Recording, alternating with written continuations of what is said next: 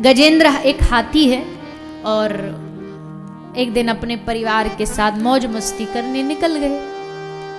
मौज मस्ती तो भाई मानव थोड़ी पशु भी करते हैं, पशु योनि में भी करते हैं, उनका भी परिवार होता है। निकल पड़े, गए सरोवर में खूब बढ़िया नहा रहे थे, मौज कर रहे थे, मौज मस्ती चल रही थी। और तभी आकर के काल ने पकड़ लिया, मतलब ग्राह ने पकड़, मगर ने।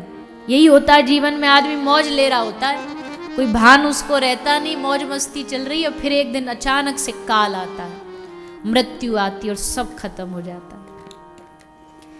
ग्राह ने आके पांव पकड़ा, तब उसको भी आदमी लाइटली ले लेता है। गजेंद्र ने सोचा अरे मगरमच्छी तो है, ये कोई बड़ी बात है, हम फेंक के मारेंगे, दूर जाके पड़ेगा।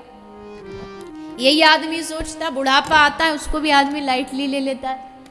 लाइटली मतलब कि बुढ़ापा आएगा तो ये नहीं सोचेगा कि बुढ़ापा आ गया भैया टिकट कभी भी कट सकती है, बल्कि बुढ़ापे से बचने की कोशिश में लग जाएगा।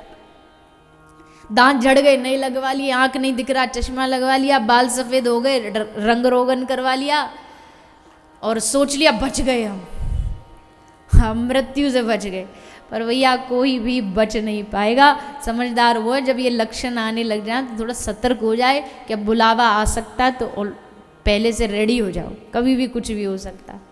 काल आ रहा है भागता भागता मुंह खोले हुए, आकर के ग्राह का पांव पकड़ा। गजेंद्र ने सोचा अरे कोई बात नहीं, देखो कितना बड़ा खानदान खड़ा है मेरा सामने, यही निकाल के ले जाएंगे मुझे। पर भैया खानदान कितना साथ देता है, संसार कितना साथ देता है, इसके लिए किसी प्रवचन की जरूरत नहीं है, सब भुगत भोगी होंगे। जैसे ही जीवन में कोई दुख तकलीफ कष्ट आता है तो ऐसे दुम दबा के भागते हैं लोग, रिश्तेदार तथा कथित अपने कि टॉर्च लेके ढूंढो तो ना मिले, गायब कहाँ हो गए भैया। तो ये तो संसार का नियम है भैया, दुख में कोई संग नहीं देता, दुख में सब रास्ता बदल लेते हैं, बच बच के निकलने लगते हैं कि भैया अब रास्ता में दिख गया तो फिर मदद मांगेगा, छोड़ो दूसरे रास्ता जाओ, उधारी मांगेगा फोन कट कर देंगे, होंगे तो भी उसको बच्चे को कह देंगे कह दो घर पे पिताजी नहीं है। तो ये तो संसार में भैया चलता है। इसलिए सब लोग जितने थे गजेंद्र के सब साथ छोड़ करके चले गए। और जब सब साथ छोड़ गए, अपना शरीर ने भी साथ छोड़ दिया, तब गजेंद्र ने भगवान को पुकारा।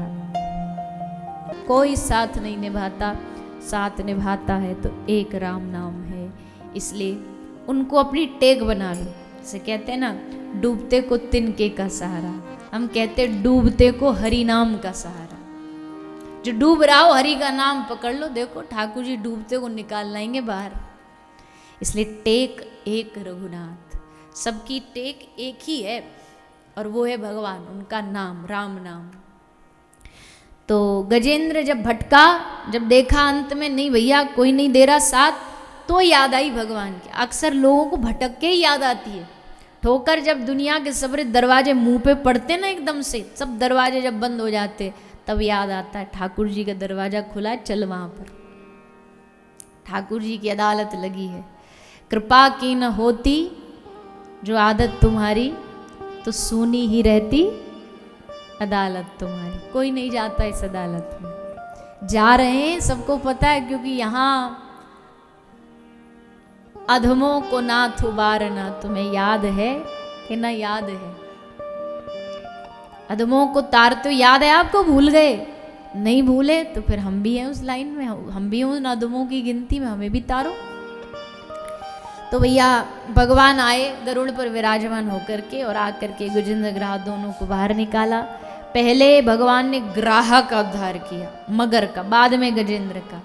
इसलिए बड़ी सिंपल सी बात है, भगवान को अपने भक्त तो प्यारे, पर भक्तों के जो चरण पकड़ के रखता वो ज्यादा प्यारा होता है। दुनिया में कहते हैं मूल से ज्यादा ब्याज प्यारा होता है, बेटा से ज्यादा दादा को पोता प्यारा होता है। वैसे ही हमारे ठाकुर जी को भक्त प्रिय है, पर जो भक्तों का भक्त होता है वो डबल प्रिय होता है।